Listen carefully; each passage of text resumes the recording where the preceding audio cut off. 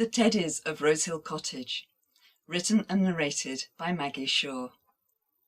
Episode 5, An Unexpected Wash. The Teddy family woke up one morning on their trolley in the hall to hear some Teddy voices coming from the bedroom. The voices weren't loud.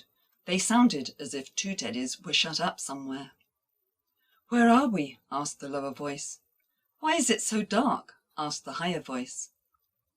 "Are there even more Teddies here?" asked Papa Ted. "They need help," said Mama Ted. "Who are they?" asked young Ted. "Do you think they would like to play?" asked baby Ted.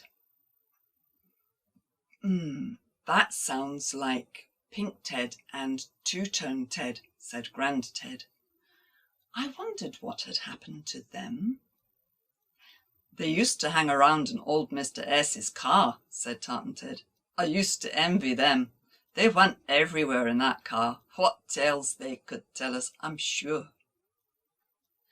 When old Mr. S. passed by the trolley to make his early morning cup of tea in the kitchen, Grand Ted called out to him.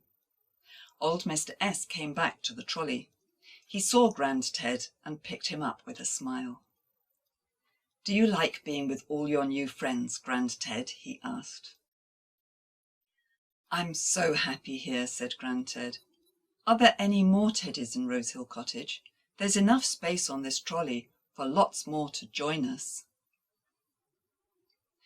Because old Mr. S. and Grand Ted had known each other for years and years, Mr. S. heard what the Teddy said as if it was a thought in his own mind.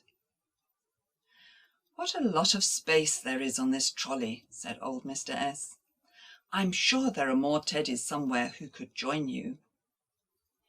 "Try in the bedroom," said Grand Ted. Old Mr. S. went into the bedroom to look for more Teddies. He looked in the bedside cabinet, but no Teddies were there. He looked in the chest of drawers, but no Teddies were there. He looked in the blanket box, but no Teddies were there. Then he opened the wardrobe doors.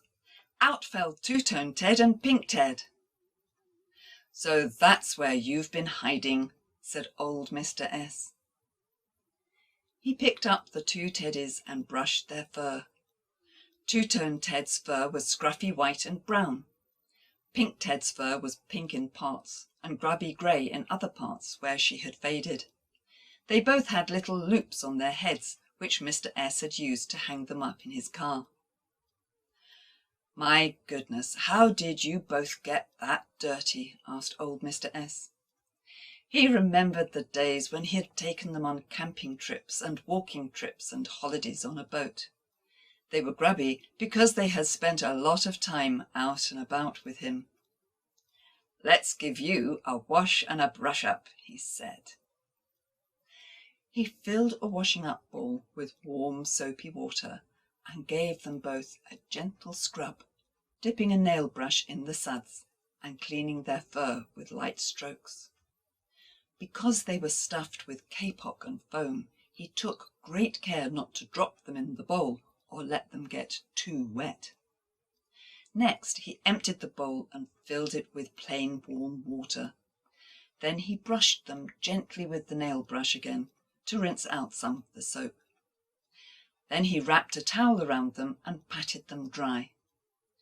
Finally, he pegged them out by their ears on the washing line to dry in the back garden. Pink Ted and Twotone Ted looked sorry sights as they dangled by their ears on the line. And although their unexpected wash made them a little less grubby, their fur still looked quite grey in patches. They would never lose that well-travelled look. Old Mr. S. fetched them back inside that evening, once the sun had dried their fur. He placed them in front of the Teddy family on the trolley in the hall. "Here's your new home, Twotone Ted and Pink Ted. You look so grand sitting with all the other toys here on the trolley in the hall." Old Mr. S. walked away into the living room. The Teddy family gathered round Pink Ted and Twotone Ted.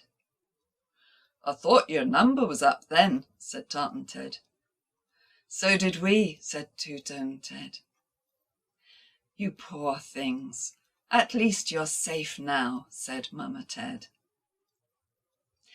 "Welcome to our trolley," said Papa Ted.